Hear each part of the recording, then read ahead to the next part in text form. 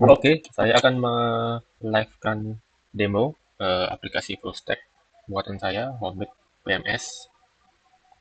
Mungkin saya coba buka ini ya dulu ya, teknologi apa saja yang saya gunakan. Ini untuk tech stack-nya ada front end, back end, dan database.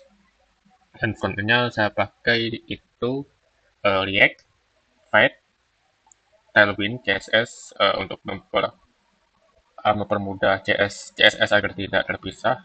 Terus backend-nya ada Node.js, Express.js, dan juga database-nya PostgreSQL. Oke, ini deploy. Sebenarnya ini belum belum selesai untuk deploy-nya ya. Jadi sementara kita pakai demonya localhost. Lalu kita coba em, login. Kita pakai user saya dulu ya, yang ini admin satu. Oke, satu.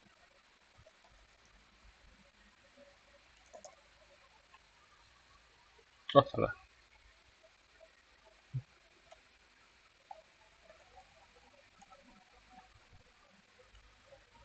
Oke, begini YouTube tampilan utama dashboard dari Homey PMS. Nah, di sini sebenarnya ada beberapa ini ya, user ya. Ini sengaja saya beda-bedakan untuk role-nya karena di Homey sendiri yaitu kan perusahaan perusahaan hospitality management yang dalam case ini yang kita kelola guest house 29 kamar. Nah, untuk apa namanya tim dari Homey sendiri kan ada berbagai macam role dan untuk itu kita perlu apa namanya ya, masing-masing role tuh ada batasan ininya, batasan desktopnya gitu. Ini contohnya ada resepsionis tadi saya gunakan yang admin. Ini admin juga bisa tuh. Admin. Terus ada resepsionis, housekeeper, marketing, manager, finance, dan operasional. Untuk khusus housekeeper dan resepsionis, kita save dulu ya.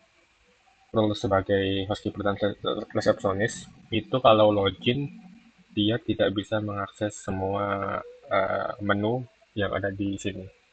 Mungkin saya beri contoh. Coba kita login dengan sebagai housekeeper. Username masih HK.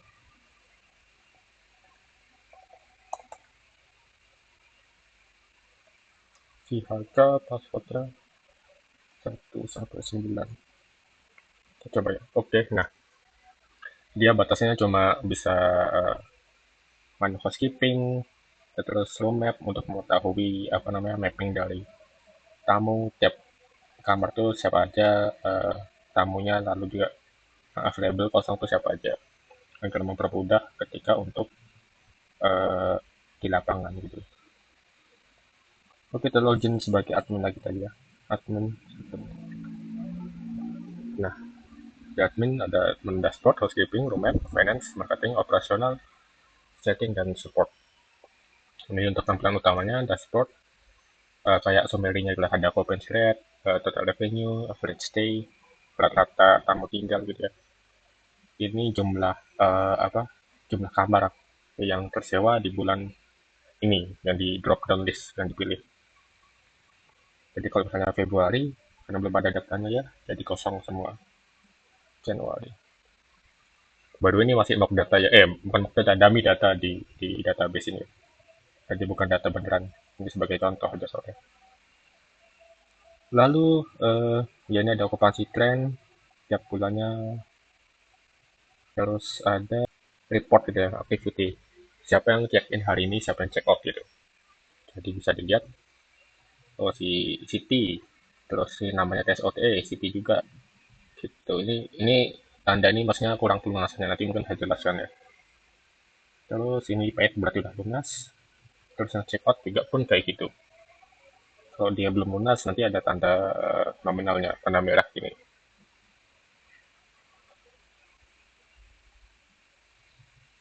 Kita contoh ke roadmap dulu aja ya, biar sama. Masih nyambung dengan dashboard utama. Nah, roadmap. Nah, di sini enaknya juga ketika mau ke roadmap, otomatis apa namanya UI-nya itu menuju ke today hari ini. Jadi nggak mulai dari tanggal 1 tuh, nggak nge-scroll kanan. Kalau nyampe today-nya tanggal 31 kan ya capek juga. Jadi begitu mau ke roadmap, tak langsung tanggal 16.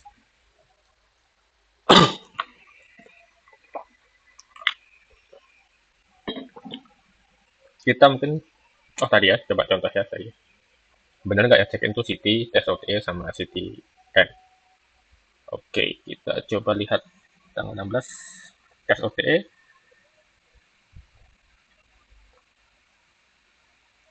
Oh nih, City sama City N. Oke, betul. Kita coba tambah new booking satu. Siapa namanya ya? Andi. Andi. Produk nomornya 666. Oh, jangan 666. 777. Nah, terus member ID ini sebenarnya buat nanti. Kalau misalnya kita memakai sistem member gitu. Kalau mau pakai oke boleh. Mungkin AG 10 deh. Jadi ada angka sama hurufnya. Jakarta. Oke. Sebenarnya yang wajib apa? Wajib diisi itu bagian nama aja sih. Jadi ini not eh, ya not null ya bahasanya kalau database not null itu apa full name. Jadi kita coba lihat di database saya. Bagian guest. Oke. Nah, oke. Nah yang not nullnya kan di full name sama ID. Itu oke. Tanggal 16 sampai mungkin long weekend ya, tanggal 18. Oke. Terus kamarnya mau yang mana ya? 101. Nanti kalau ini nggak bisa duplikat, nggak bisa double order. Jadi kalau misalnya di hari itu kamar satu-satunya udah kepakai, otomatis nanti sistem menolak gitu. Ini satu-satu masih bisa kan. Terus, nah ini dia nih. Jadi payment date-nya nggak bisa diklik, nggak bisa dipilih tanggalnya karena kalau case-nya di kami di Homik, mungkin di apa di hospitality lainnya juga mungkin hampir sama sih. Jadi kalau tamu box.ote kita apa mana menerima pencairan eh, apa namanya menerima payout ininya dari tamu itu biasa setelah tamu check out atau mungkin malah belum pasti gitu tanggalnya bisa plus H plus 3 check out H plus 5 check out gitu kadang malah 1 bulan gitu. Nah makanya itu sistem ketika booking source-nya dari booking.com itu akan belum bisa terisi gitu karena nggak pasti belum belum ada tanggalnya. Dari BNB pun begitu juga Traveloka. Pokoknya semua OTA seperti itu kecuali di luar OTA yaitu direct atau walk-in. Mhm. Nah, dari walk-in kita coba tulis 200. Oh, janganlah. 400.000 ya untuk 2 malam. Lalu, nah ini nih. Ini pembayarannya mungkin ya anggaplah hari ini, tapi deposit apa namanya DP dulu. DP-nya 150.000 lah anggap. Tambahan catatan nggak ada. Nggak ada catatan, ada tambahan-tambahan lagi. Oke, kita save booking. Oh, nah ini. Ternyata kamar tersebut lagi kepake ini 101. Oke, kita diganti 103 aja deh. Oke, 103. Tadi dipakai tes OTG ya. Oke, nah kenapa tandanya warna ini, apa namanya, boxnya? Karena dia belum lunas, totalnya belum lunas. Kalau full paid udah lunas tuh tandanya nanti biru. Kalau belum bayar sama sekali itu apa merah ini. Unpaid. Oke, kita cek di sini balik dulu ya untuk membuktikan ininya berjalan dengan baik apa enggak. Oke, check-innya ada 4 orang, tambah satu lagi ya berarti. Itu dari Andi tadi yang barusan ke kamar 103. Pelunasannya kurang 250.000. Baik, oke, kita lihat roadmap lagi. Kalau mau ngedit tinggal diklik, nah kayak gini tuh. Oke. Oh, kita coba ini ya, mulai ke billing payment ya. Nah, ini kayak history payment dari tiap tamu gitu. Tanggal 16 ya ada DP, metodenya mungkin kemarin ya cash, terus ini buat tambahan catatan apa bisa dipakai untuk admin nanti. Mungkin kita tambah add payment. Karena pelunasan kan belum lunas ya 250.000 nih. Kita eh, pembayar pelunasan kompeten itu di tanggal tanggal anggaplah hari ini juga pas dia mau check in gitu. Bank transfer, oke, terus pembayarannya TF BNI atas nama siapa punya atas nama Andi ini aja ini 250.000. Oke, sudah nol bonus. Apakah ada warna biru? Kita lihat ya. Oke, berarti udah full paid. Terus kita coba ke menu housekeeping dulu. Ini nanti yang apa pengoperasiannya oleh tim front office atau enggak housekeeper, kepala housekeeper gitu ya. Ada kamar 24 yang clean, pending, ini pending maksudnya belum ini ya, masih kotor dulu, dirty. Nah, ini kita bisa milih case house 1, case house 2, oke. Tuh. Kalau misalnya, nah ini, misalnya ini kan masih belum dibersihkan ya. Misalnya 202 sudah dibersihkan, ya kita tanda clean. Terus housekeepernya juga sudah memberikan handle, the toilet amenities gitu, amenities kit, terus sama ini espresso request mungkin ada. Oke, 202 clean. Oke. Ini status clean sama dirty pending ini sebenarnya bisa kita lihat juga di room map tuh. Nanti kelihatan. Tadi 202 kan udah diganti statusnya. Oke, clean ya. Kalau tanda merah ini tandanya maintenance. Oke. Baik, kita mau tandai 105 misalnya. Jadi kita bisa ngasih ini juga mail cleaning schedule, misalnya pembersihan besar gitu. Ini kan udah ada nih contohnya nih. Ini bisa diedit, bisa dihapus, bisa di-assign ke siapa. Misalnya kita pembersihan besar juga. Pembersihan sofa semua guest house. Kita kasih ke ini, mungkin ke tim operasional aja. Tanggalnya tentuin tanggal 19 deh pas weekday. Oke.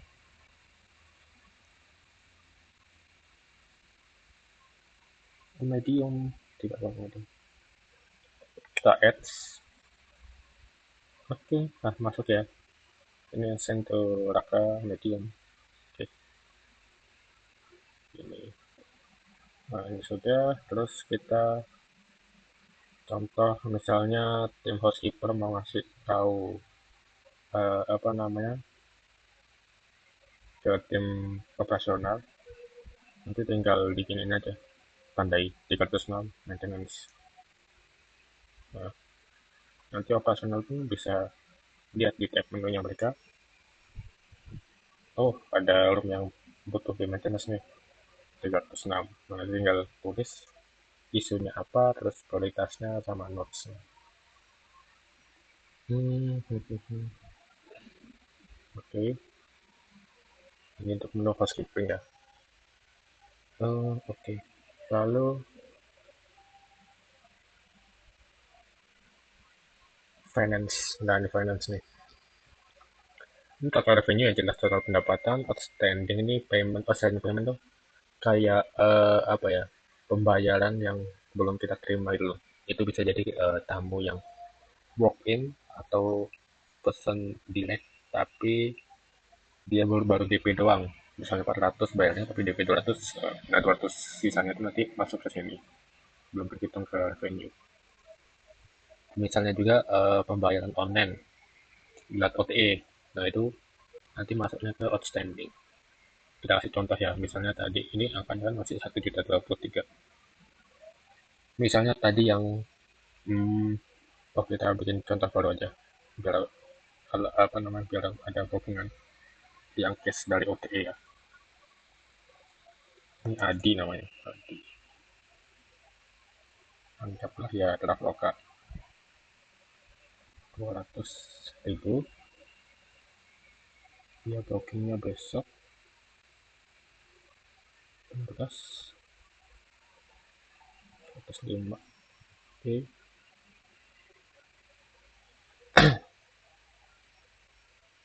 Oke, di Traveloka dia udah lunas bayarnya ya, cuma emang belum kita terima paymentnya. Oke, tadi Adi karena dia bayar lewat OTE, jadi kita perlu edit nih menjadi online di sini. Ini kemarin memang komplit tapi online. Nah, 200.000.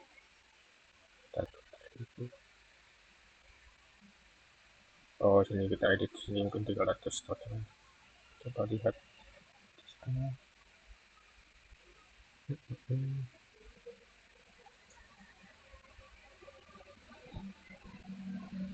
Oke.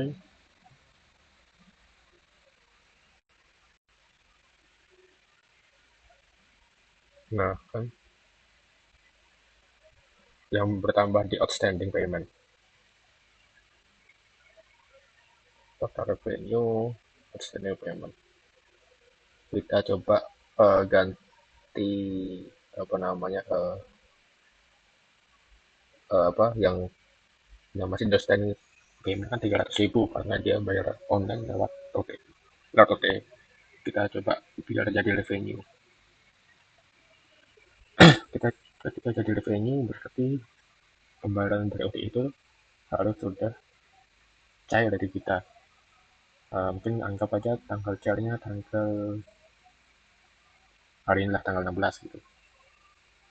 Hari pas check in aja tanggal 17. Walaupun metodenya online, pembayarannya online, tapi karena udah muncul tanggalnya, itu akan otomatis ke masuk revenue. Nah, ini dikurangi 300.000, jadinya pindah ke sini 3.900. Terus, oh ya masih di finance ya. Ini operational expenses, pengeluaran operasional. Ini sebenarnya diambil dari total di menu operasional.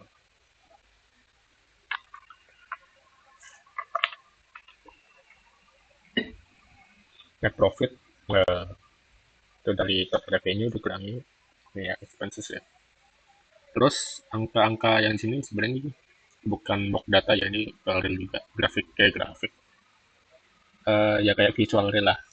Ini contoh misalnya kan di bulan sebelumnya belum ada angkanya, makanya kenaikannya 100%. Coba kita ganti Februari. Aduh, Februari, oke turunnya 100% juga. Nah ini naiknya 100%. Karena kan sebelumnya expensesnya banyak, terus ini jadi nol nih. Oke, ini untuk diagram cash flow, income, expenses. Ini kayak apa ya, history all transaction. Ada pemasukan, ada pengeluaran. Nah, ini contohnya tadi pemasukan tanggal 17 yang tadi kita eh, apa si Adi tadi ya sebagai contoh. Ini masuk ke sini. Expenses juga masuk ke sini. Payment methods, nah ini metode pembayarannya, distribusi metode pembayarannya ya, ada cash, credit card, bank transfer, terus online. Berapa PI berarti online. Itu berapa persen sih ya, distribusinya. Jadi kita tahu tuh nanti kebanyakan kan bookingnya ke mana ya. Pembayaran itu lewat mana ya. Gitu.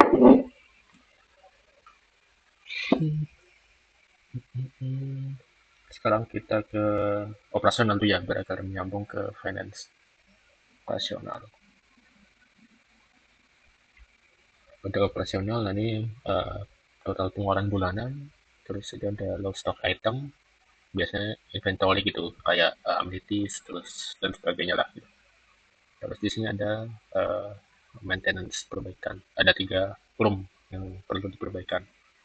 Nah ini kan diambil dari sini datanya. Mau di OPEX ini pengeluaran dari bulanan ya. Ini jadi kita bisa ubah-ubah ini drop down listnya Februari, Januari. Ininya juga bukan Okta tadi juga. Ini budget 2 juta maksudnya. Contoh mungkin ada anggaran atau mungkin perkiraan biaya lah untuk pengeluaran bulanan operasional itu berapa. Nah, mungkin kita bisa setup budgetnya. Nah, sih ya. Jadi kalau mungkin Januari 3 juta, ya udah kita set. Oke, coba kita refresh. Oke, budgetnya 3 juta. Nah, ini nyambung ke grafik yang di expense prediction ya. Jadi projected sama actual operational cost-nya. Projected tuh kayak budget perkiraan budgetnya tadi kan 3 juta. Ternyata aktualnya itu cuma 850.000 gitu contohnya. Nah, ini kan datanya baru apa namanya? Kita buat yang 1 bulan di Januari. Jadi ini ya kosong ya. Bulan kemarin kosong. Ini untuk aktualnya segini, ini ada titik projectednya segini. Jadi kayak ada gambaran perbandingan gitu. Mungkin ini dulu ya inventory yang tadi low stock item. Ada 2 items yang stoknya tuh menipis, ada alertnya, ada peringatannya itu. Ada sampo, ada soap, itu sabun. Nah, untuk kita apa ya, men-set uh, threshold gitu ya, batas minimum stok, kita tinggal klik di sini tadi setup. Kita terus dulu ya. Yang di setup. Nah, dental kit. Kamu nambah item, tinggal nanti tulis lagi di sini apa, terus kontak vendornya. No, ini penting sih kontak vendor nanti ada fiturnya soalnya. Kontak vendornya, terus toilet, apa kategorinya tuh toilet atau bedding atau cleaning atau kitchen dan sebagainya. Tinggal klik add item. Nah ini dia nih. Resultnya nih ternyata 10 semua. Jadi kalau begitu apa namanya, stoknya mendekati 10, itu nanti akan ada peringatan di sini. Contoh kita edit di sini ya, stoknya mungkin 30 lah. Aduh, 30. Nah, pasti yang jadi peringatan cuma ini, sampo aja. Nah, sampo 12 piece, tinggal 12 ya. Oke. Nah, ini kan kotak vendor. Nah, sekarang gunanya kotak vendor itu seperti ini. Jadi, kita kalau ada inventory alertnya, tinggal klik ini aja nih, order. Dia akan nyambungkan ke WA. Kayak gini. Ini contohnya kontak vendornya, contoh aja. Hai, bla bla bla. Gitu. Oke. Nah, untuk inventory alert, untuk stok inventory ini yang khususnya amenities ya, kategori toileters nih, karena udah di set di bagian backend sama database. Ini eh, tim operasional atau tim homemade nggak perlu ngupdate tiap hari tuh, misalnya hari ini ada yang check in 2 kamar, berarti nanti kita kurangi, anggap aja 1 kamar pakai 1 ametis gitu, 1 tindak kit, 1 sampo, 1 sabun, kita kurangi satu tiap hari. Nah itu kan nggak manual ya, ini kita bikinnya otomatis. Jadi contohnya ini kan stoknya ada 21 ya, 21, 12, 30. Kita sambil buka database-nya aja deh, sambil buka database auto bagian.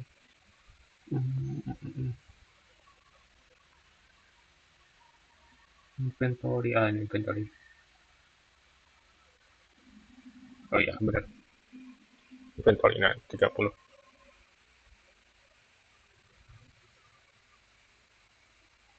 Oke, 30, 12 plus 1 sama ya. Oke, kita nambah Oh kita ini status tamu-tamu yang check in ini anggap ada satu yang udah check in. Ini kan ada 4 nih. Andi, Siti, SOTE sama Siti lagi. Si Andi anggap ada si Andi kita buat statusnya dia udah check in nih, udah registrasi di resepsionisnya, udah ngasih data dan sebagainya itu. Pemberian kunci terus dan sebagainya. Kita ganti reservation statusnya check in. Ini gunanya untuk memang apa ya, menandai kalau tamu ini emang beneran jadi check in itu. Jadi otomatis di apa di inventory itu nanti berkurang yang kategori target tadi. Oke, kita cek di database tarif es. Nah, berkurang yang satu. Jadi target apa sabunnya tinggal 29, 11, 20. Otomatis berkurang satu-satu. Ini pun gitu juga. Oh, ini udah check in statusnya udah dibantu cek. Oke, udah check in semua. Oke, kita kembali ke operasional lagi ya. Nah, sudah sama kan? 20, 11, 29 untuk stoknya. Sinkron dengan yang di database. Inventory items. Oke, nah 20, 11, 29. Oke, kita coba lihat lagi fitur yang di menu operasional. Ini tadi sudah recent operational expenses. Logs expenses ini buat menambah apa ya, catatan pengeluaran gitu untuk operasional. Biasanya itu kayak perbaikan, mungkin beli apa, beli inventory lagi atau dan sebagainya. Nah, contohnya mungkin kita untuk bayar apa ya, eh, hosting misalnya hosting. Oh, ini aja deh, yang mengenai operasional apa ya. Ini beli amenities. Contohnya 210.000. Ini sorry laptopnya lagi agak nge-lag. Untuk semua Gesos ya, untuk all Gesos. Terus sampo, sabun, dental kit, gitu. Untuk catatan namanya dental kit. Nah, nah ini kita bisa biasanya kan kalau resepsionis selamanya kan menyimpan ini ya, menyimpan resepsionis. Tim operasional biasanya selama ini kan menyimpan struk pembayaran dan sebagainya untuk bukti-bukti pengeluaran. Nah ini kita bisa upload tuh entah nanti struknya atau bukti transferan dan sebagainya gitu. Kita upload nanti masuk ke database. Upload contohnya apa ya? Ambil sembarang aja ya nomornya. Contohnya kita ambil yang aja deh. Oke, sudah kita submit sukses. Nah, coba kita refresh masuk ya.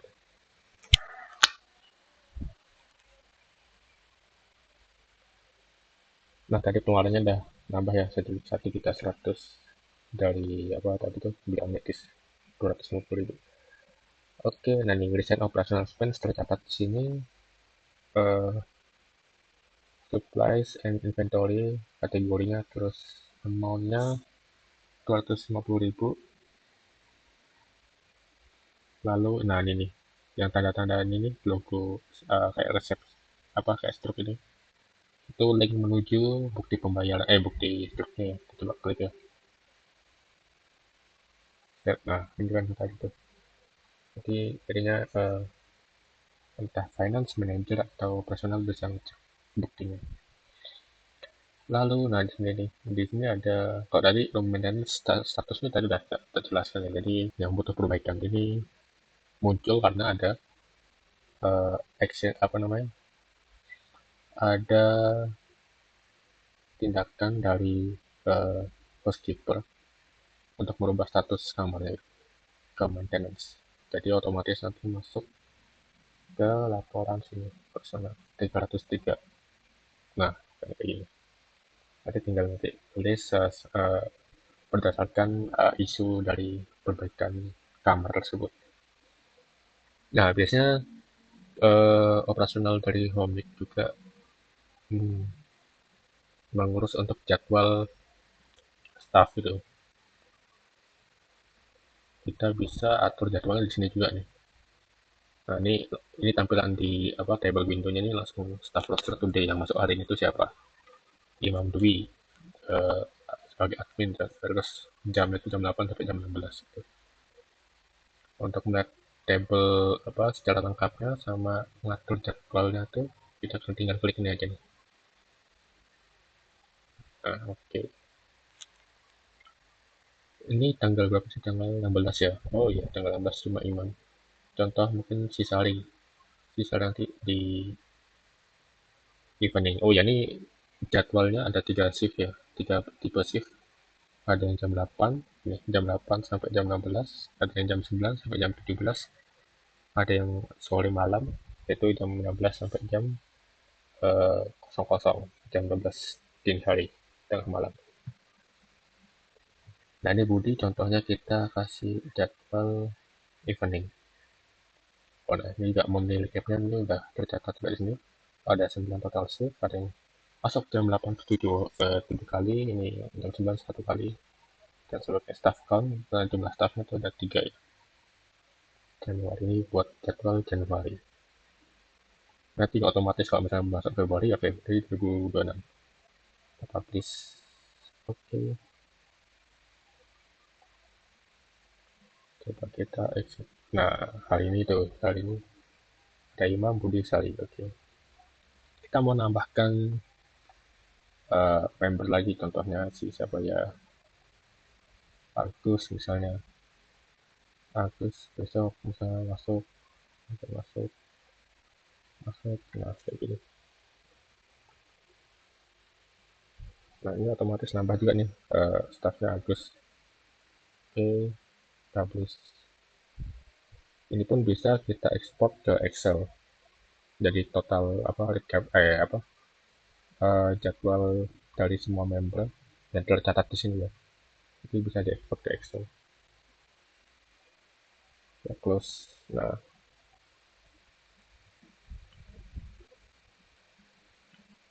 oke, udah ya tadi. Oh, ini ada fitur buat ini juga nih. Bisa tampilan gelap, bisa tampilan terang.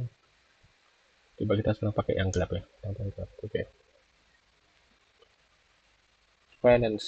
Oh ya, finance kita ada yang lupa, saya belum coba menggunakan. Nah, ini sebenarnya kategoris. Ini kategori kayak distribusi apa ya? Eh, pengeluarannya tuh kemana aja nih? Ini selama ini ada 3 kategori, ada marketing, repair maintenance, sama supply inventory. 23%, nah ini ada 49%, maintenance gede banget.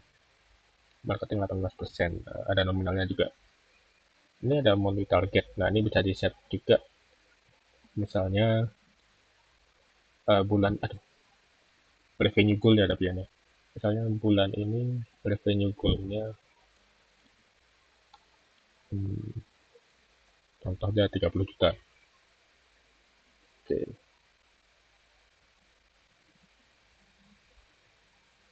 nah, mana tadi?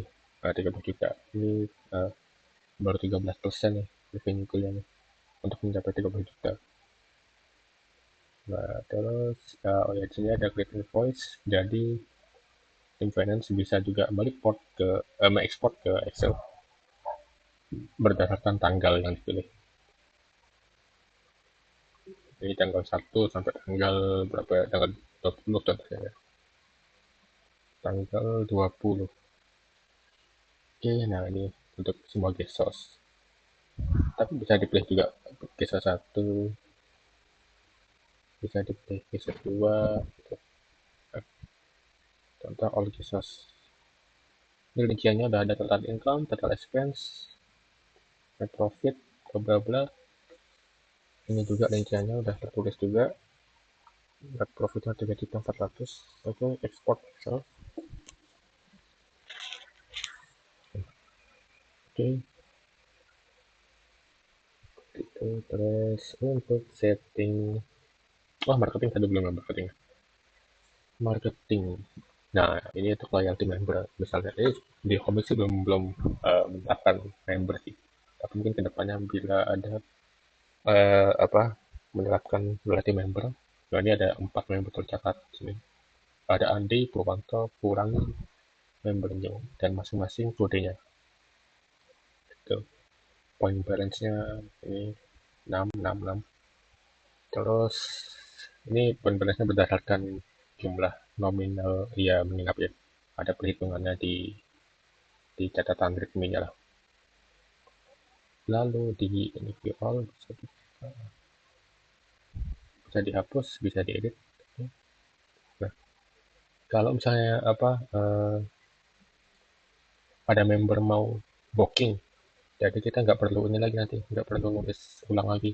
Tinggal eh, si member itu nyebutin member ID-nya berapa. ID 10 contohnya si Andi tadi. Tag otomatis akan terisi. Jadi nanti si front office atau resepsionis langsung nanya, oh atas nama Andi ya dan nomor kontak sekian sekian sekian. Nah, oke, gitu tinggal di pesan. Ini tadi udah semua ya. List check-in, check-out, Januari, housekeeping, marketing. Oke. Nah, di setting. Nah, ini untuk setting profile aja sih sebenarnya. Yang nggak bisa diubah adalah role-nya. Jadi ini biar dari database saja. Mayoritasnya managed by admin. Tuh, kamu pindah, ganti role, tinggal eh, gantinya di database, di Pivot. So,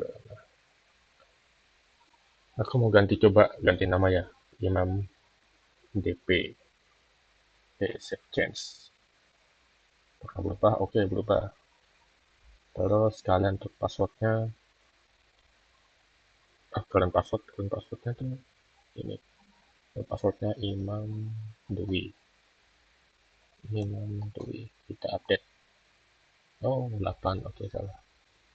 Tambah angka aja ya, paling 99. Oke. Oke, sudah terupdate password aku. Kita coba refresh di database. Nah, ini nih. Imam DP, Imam Dwi, 99. Oke, bener. Ini, nah ini ganti foto juga bisa. Tinggal diklik pakai foto apa gitu.